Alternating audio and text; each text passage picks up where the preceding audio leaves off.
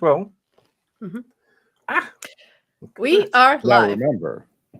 I have remembered. Okay. This is Literary Roadhouse. One short story once a week. I'm Anais. Is it my turn? Am I Yeah. Gerald? Yep. Okay. I'm keeping it in this time. I'm Andy. This week we're reading The Long Way Up by Alix E. Harrow. We've read Harrow before when we read A Witch's Guide to Escape, a Practical Compendium of Portal Fantasies, which we all loved. And spoilers, I love this one too. I highly recommend you pause the podcast, read the story, then come back. The story follows Ocean, a woman who has been grieving her late husband, Ethan, for several months. So long, in fact, that she's lost the sympathy of her sister and 11 therapists. The unusual therapist, who is unlicensed and sells crystals and sex from an RV, gives up on Ocean and gives her a card to the House of Styx. You have to take a little tiny ferry to get there. There, she defends a flight of stairs for several days to the underworld, where she finds her late husband in a basement that looks like a grandmother's basement, watching reruns of TV shows like Law and Order. The truth of the circumstances of his death become clear. The accident on the highway was not quite an accident. Ethan had been depressed for a long time. He doesn't want to climb the stairs back to the living. The mythos of their star-studded love is shattered, and Ocean has to wrestle with how ordinary their circumstances and love story had been. She lives with him in the afterworld for a while until he decides he will climb the stairs with her. But with everything having been shattered, we'll see, because one of the conditions of these magical stairs back to life require that they do not touch or talk or look back while climbing the stairs for days on end. She'll have no way of confirming that he is dutifully climbing the stairs behind her. And she takes her first step up. Do, do, do, do. Okay. What did you guys think of this story? We can start with Gerald. We can start with you. We'll start with Gerald. That's all right. Yeah. It says Father Gerald. Yeah, exactly. I got it all wrong. I should be Brother Gerald, but anyway. Mm-hmm. We've been through that. Yeah, look, I had to Google anhedonia, because I didn't know what that was. So that's good. Oh, well. So that's I liked it. I liked it a Some lot. of us know what anhedonia is, Gerald. I don't know nothing. I don't know anything about 16th century Bavaria, so I'm just useless. I wrote notes. Well, a couple of notes. I was pulled into the story by the writing. I loved the reading, and it left me with things to think about. So it's very good. I liked it a lot. Mm-hmm. Andy? Oh dear. It was great. Oh, It you was. trickster! You It was trickster! great. It was amazing. Here's what I liked. As I was reading it, I was like, oh, we're taking a ferry. And then like just aloud as I was reading, I kept being like, are we doing Orpheus? And it's like, oh, House of Styx. I get it. We're doing Orpheus. And then like we're going down the stairs, like, we're doing Orpheus. So that's great. It's just great to mess with the tropes. It's great to like do the thing where we already know the way the Orpheus story goes, right? Like we know the Orpheus story. You want to recap it for listeners? Guy goes down in the underworld to save his wife, Eurydice. Mm-hmm. I think I pronounce it. Yep. Mm-hmm. Sure. And like goes down, is like does all these trials, and then has to come back up, but he can't look back, and then like doesn't look back and doesn't look back and doesn't look back and doesn't look back, and then does look back at the last second when he's almost out, and then like, well, nope, screwed it up.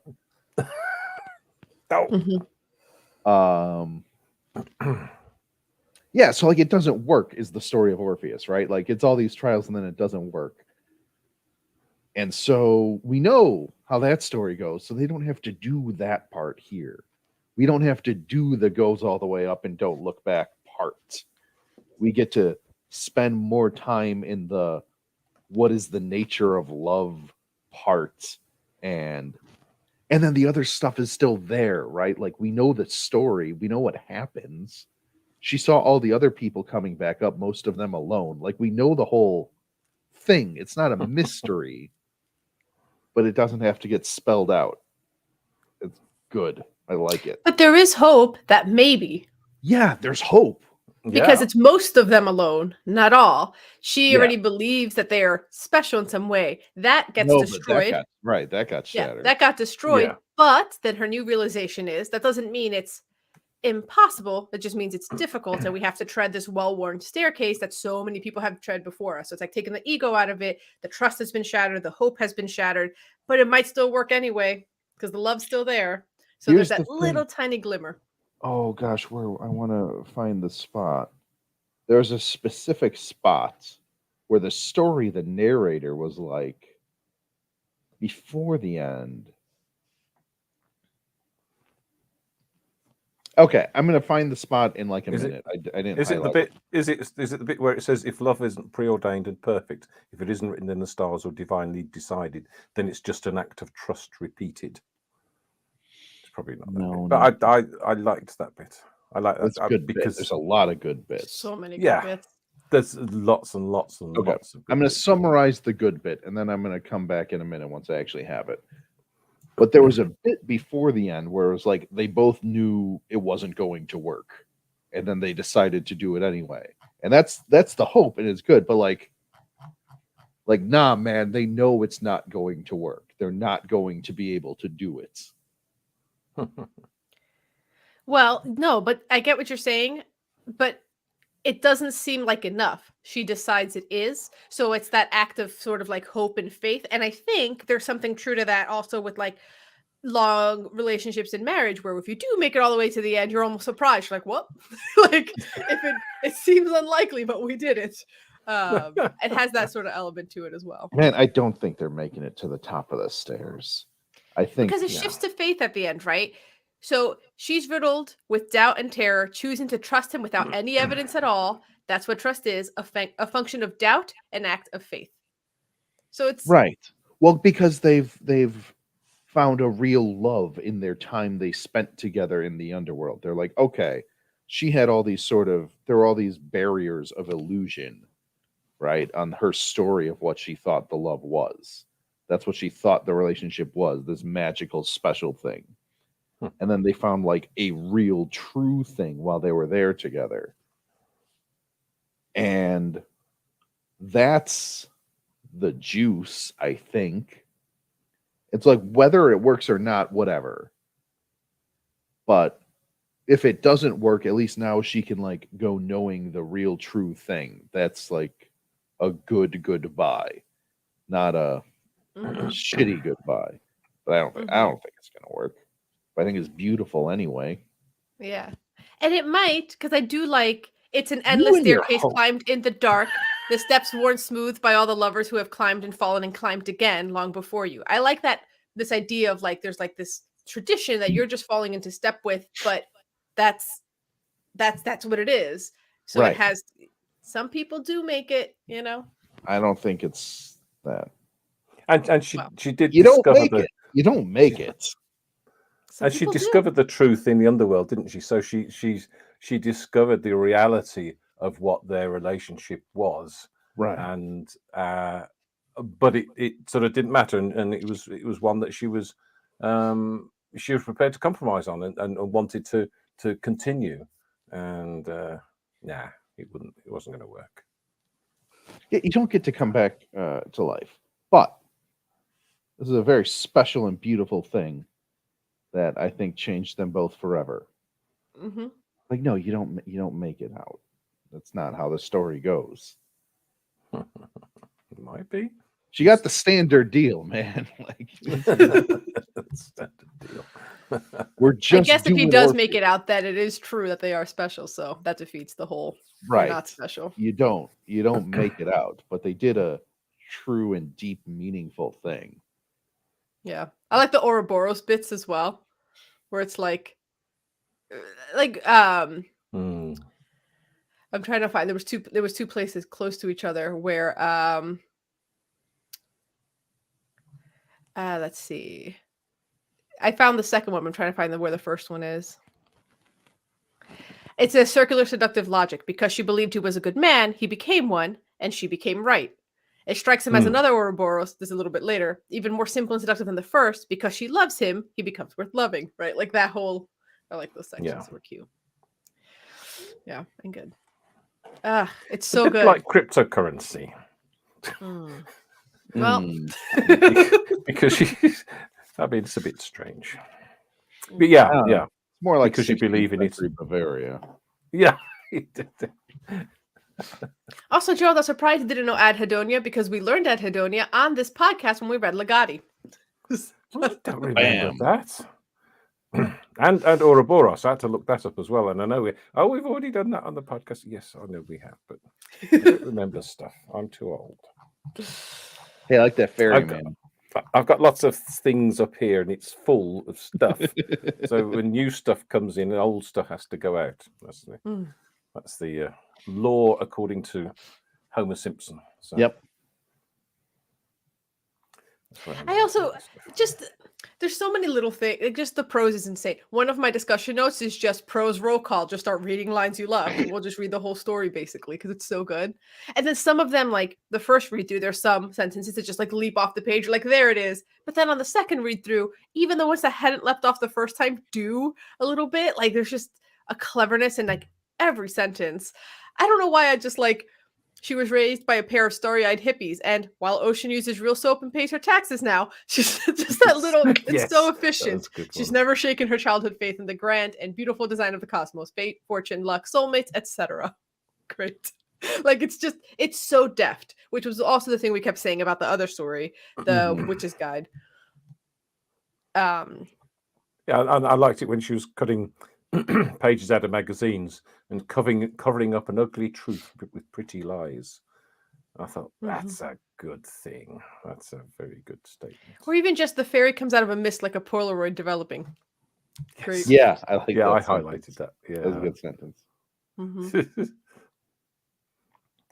Yeah. Photocopies of photocopies now so blurred they resemble grave rubbings more than typeface. Yeah. Also, just like I really love the banal bureaucracy of the portal to Hades. It's great. Great. Yep. Yeah, all the permissions, releases, and consent forms. Yes. Great. And also there's that little tease, which is like the conditions, right? Seemed easy enough, right? Right. But we all know, like, sure. Yeah. Yeah. Yep. Yeah. The conditions don't strike Ocean as particularly challenging. Yeah. And then on the more like heavy hitting punches you the minute you read it, there's a line about where is it? When she it's about when you learned that it wasn't really an accident. Yep. And let's see. I'm trying to find it.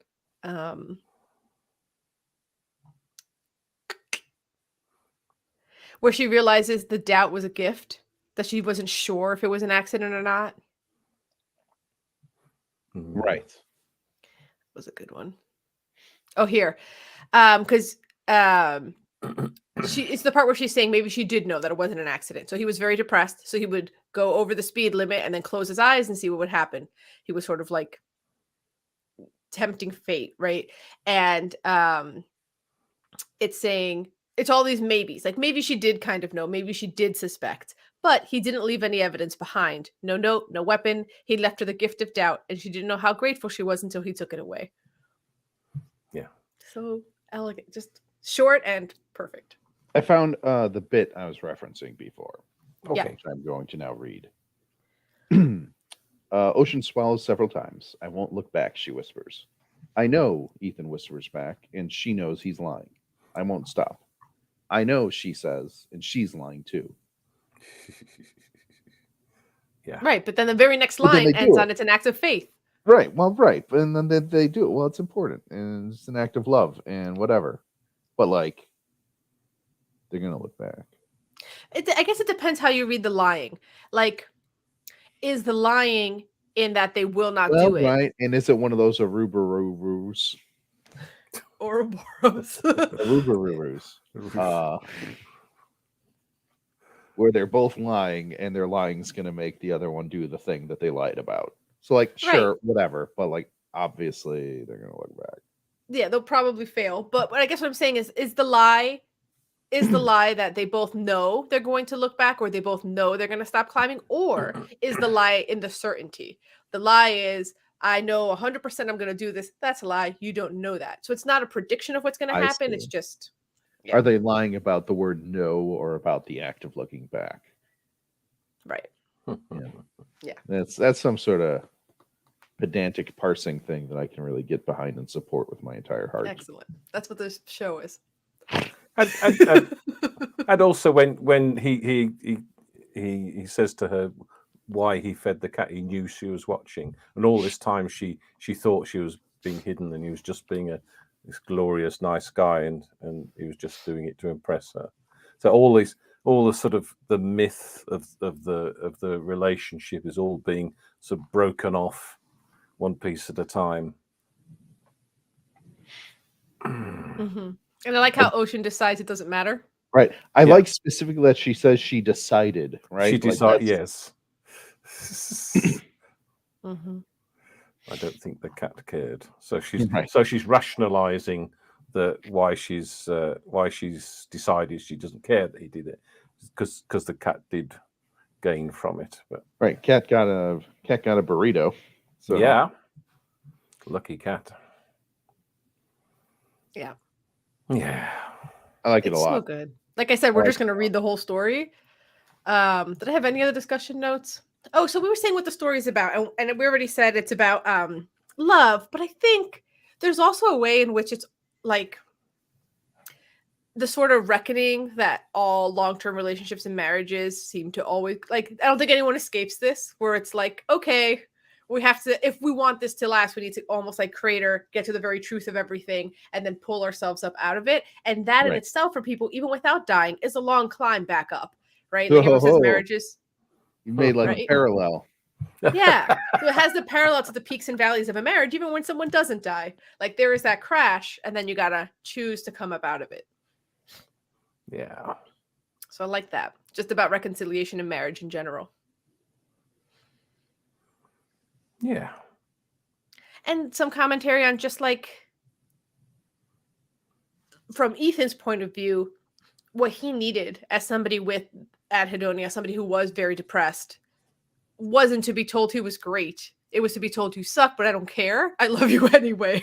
Was interesting. Right. Like, I agree with all of your terrible, gloomy thoughts about yourself. Anyway, I put up some pictures of an orangutan on the wall, and that's what it like sort of took.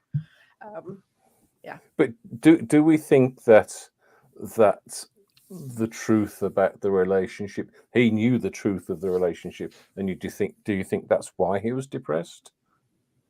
I think he was just depressive as his nature. Yeah. Because I don't get the sense that he blames her. He just gets the sense of, I've always been this way. She never noticed, and I was faking it, but I can't fake my way out of this. I still feel this way. He doesn't seem to blame her for it. He just doesn't agree with her vision of him. Yeah. Yeah. Because I don't get the sense he resents. Like, the only thing he seems to resent is this feeling of like, I can't live up to the way that she's seeing me, and she's made that up, right? Those pretty lies to cover the truth. That's it, but he doesn't blame her for how he is. Yeah. Yeah. I think at one point, I don't have it at my fingertips, but I think at one point he says she couldn't help him, but he doesn't say it in a way of resentfulness. Right. Right. Right. And that seems true. Right. That wasn't what he was doing. Mm-hmm. Hey, their initials match Orpheus and Eurydice. Oh, yeah.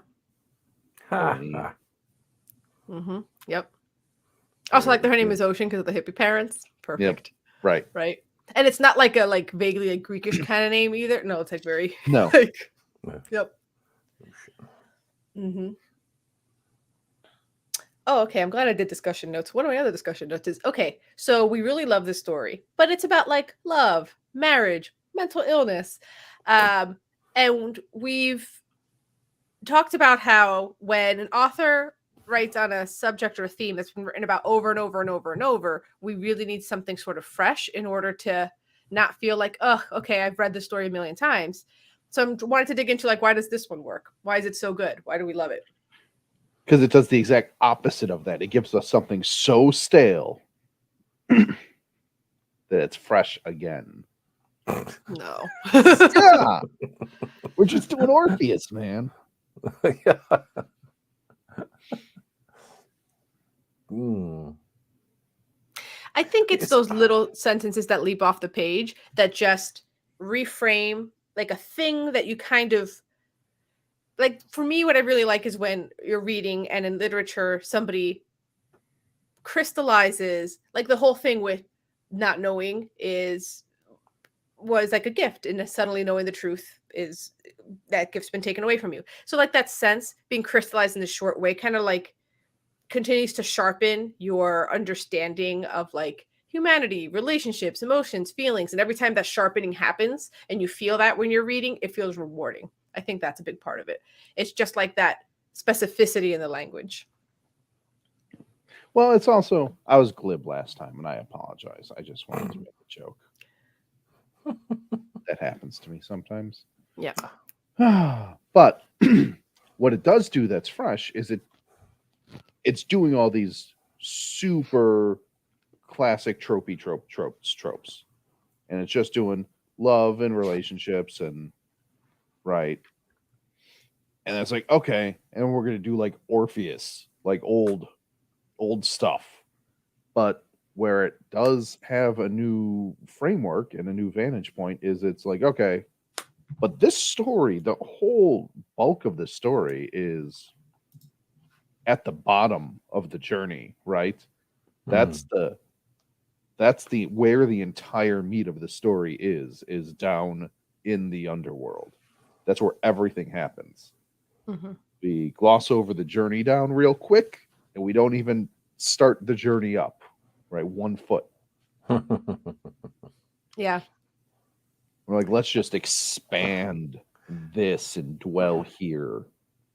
And I think she writes it with quite a light touch. So there's some sort of elements of almost humor at the start. It's not, even though it's not only a sort of multi-layered story, but it's also a sort of multi-emotional story, I think. Yeah. Whereas the ones that we complain about are all downbeat emotion, and this is the reality of life for some people, and isn't it bad, and it's sad, and can't do anything about it, can't get out of it. And I just think this has got sort of levels of emotion within it to brighten it up and to darken it down again.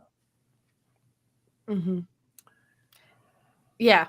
Makes you laugh. It makes you go oof, like the gut punches. Yeah. I think, right, that's the best thing to do is you have to make me laugh before you punch me in the gut. Because then I'm like, oh, well, if my friend punched me in the gut, there must have been a good reason. Did this happen often, Andy? Yeah. Do you not? I don't know your relationship with gut punches, Gerald. Those are the nicest ones. Yeah. Yeah. Also, I think it's like Andy said, he spent a lot of time at that bottom, and it picks up just as they go up, and just the act of trying, even if we believe they'll probably fail, ends beautifully. Right. Yes. Yes. Yeah. Yeah. She set that up really, really well. That they both know that they're lying to each other, but they're going to try. Yet, yes. Right. Or she's going to try, probably. I need to read all her stuff because I really want to be here when I grow up, even though I think she's probably about my age. Maybe, wow. I don't know. I want to look it up to see how long before I can be like her. Very good. She's got 2 semi-feral kids. She's a year younger than me. That's what I thought. Yep. Like, I think she's my age. Yep. Yep. Yep. How's that going? I missed my chance to be her when I grow up.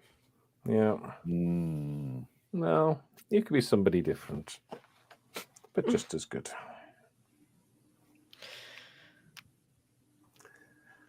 Okay. Well, yeah. It's just really good. Are we ready to do ratings? It's so good. Just can't sort of. There's nothing bad about it at all, really. I'm gonna resurrect the book club just to read her books. All right. There's a threat in the new year. How about Yeah, that? okay. I do too many things. I can't No. keep doing more things. Yes. Is it just sixes across the board? Yeah. Yeah. I think I so. was maybe gonna give it a 6 Yeah. Like Andy's full of shit. He's gonna say or a six. All right. 6. A stick. Ah. Oh, very good. Whoa, whoa, whoa. It's like the river. What a the joker he band. is today. Mm-hmm. Yeah. So good. Yeah. I like how Andy's like, I was being glib earlier. I'd be like, it's your middle name. That's true. Oh, very good. That was my nickname in high school. They used to say, "Yeah, there goes old Glib Andy." Yeah, it didn't happen, but it would have been accurate if it did. Yeah. Oh dear. Well, I didn't want to be too glib about this story because it was really good. It's So true. it I feel like deserves for me yeah. to circle back around and say, no, it was actually delightful and wonderful and a work of genius. Yeah, it's very good. Gonna read all her stuff. Okay. Yeah, I think it's a good Orpheus. Orpheus. Gerald, what are we reading Yeah. next week? We are going to read next week something from Electric Literature called A Body Girl More Flush Than Your Hedge Fund, written by A.J. Bermudez. You said body girl? I think it's bottle girl. I Bottle thought it Girl. was Bottle Girl. It is, I said Bottle Girl. No, he said These body. accents. I did not. Get out All of right. here. We'll go to the recording. Lost in translation. Okay. So, before you go, descend the stairs into our Facebook discussion group, the Literary Roadhouse Readers, and resurrect literary discussion.